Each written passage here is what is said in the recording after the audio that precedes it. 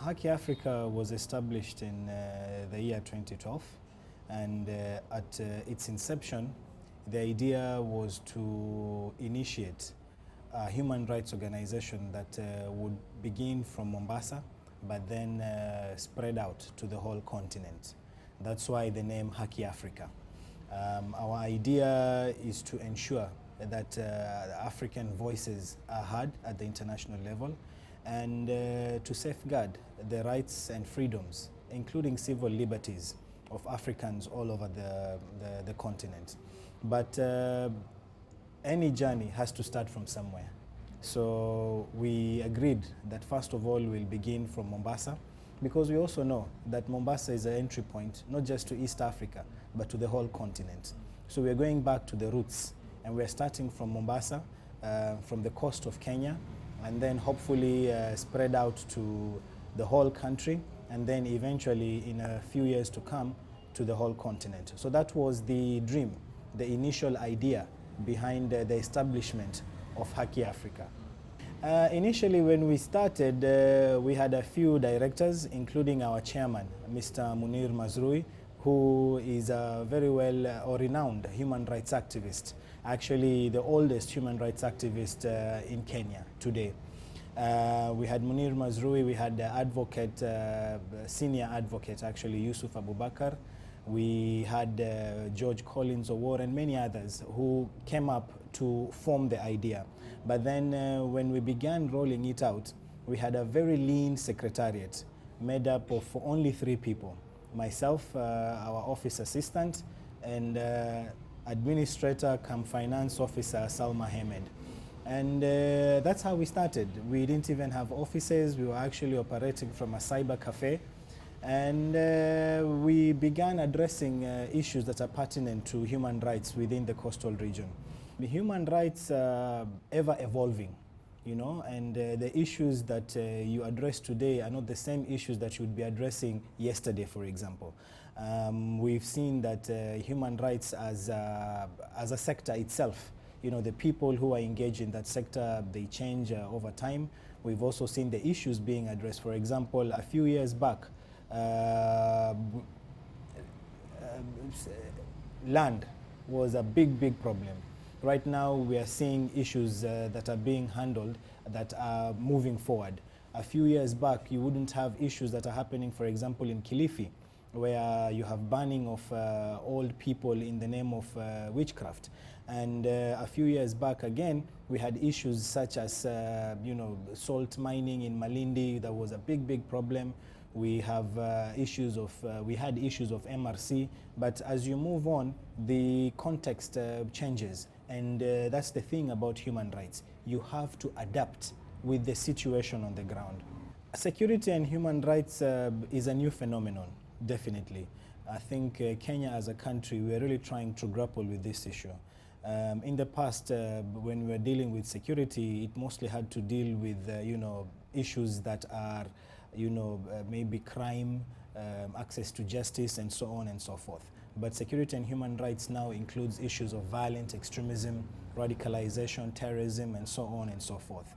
As a human rights organization, of course, we have to be at the forefront of agitating for all forms of rights, including what is Article 29, the right to security of persons for all Kenyans.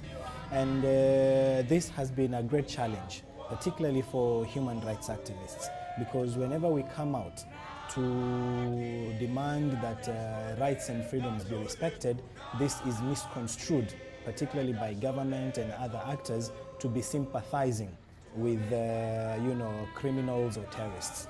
As human rights practitioners, we understand fully that terrorism is one of the worst forms of human rights violations you could ever witness. When you kill innocent people who have no idea of what is happening, that is something terrible. And as human rights activists, we understand that as a country, we must handle terrorism. We must ensure that our people are safe and promote development in amongst our communities. But in fighting terrorism, it's important and incumbent on us to ensure that we do not turn and become like the terrorists themselves. extrajudicial killings of terror suspects, disappearances of, forceful disappearances of terror suspects is actually going against the rule of law. And this is exactly what terrorists want the communities to see, so that they can recruit from that same community in the name of having their rights being violated. So it's very unfortunate. And as an organization, we are working with government institutions, we are working with state departments to try and find ways of addressing violent extremism and radicalization within our midst.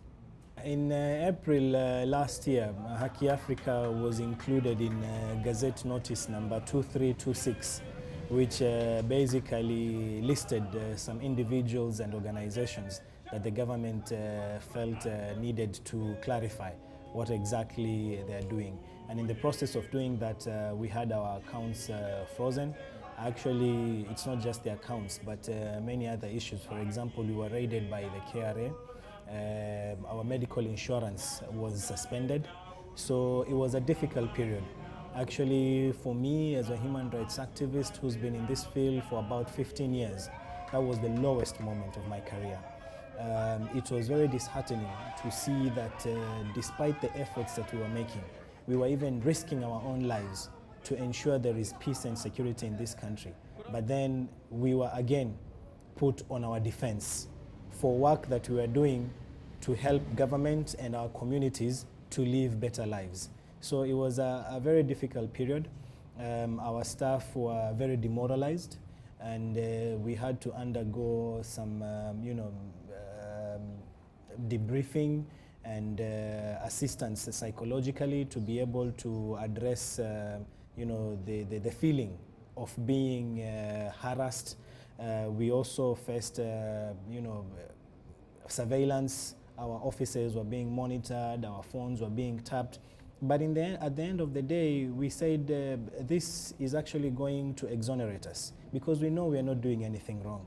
And if the government is watching us and doing the surveillance and all that, then they will confirm and clarify that actually this organization and our staff members are above board.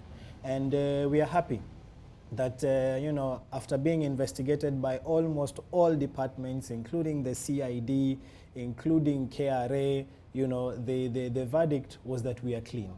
And we even went to court, and the courts unfroze our accounts. And for us, that was a moment of joy, that actually we were vindicated, that Haki Africa is actually doing good work. Expect a bigger and a stronger and a more firm human rights organization in Haki Africa. We have just finished our strategic plan, 2016 to 2022. And in that strategic plan, we have very exciting programs that will be implemented across the country. By end of this year, we are hoping to initiate activities in Nairobi and in Kisumu.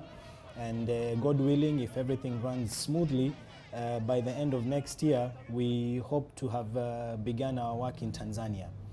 Uganda is still a bit tricky. As you know, Uganda is not a place you can just push for human rights issues. But moving forward, we now want to expand our wings beyond Kenya. We want to be a premier African human rights organization that has its roots in Kenya. And with that, we believe we will have done justice. Once we are able to get to that, then we will consider doing other things, particularly at the international level. Maybe join the United Nations in a few years to come or something like that.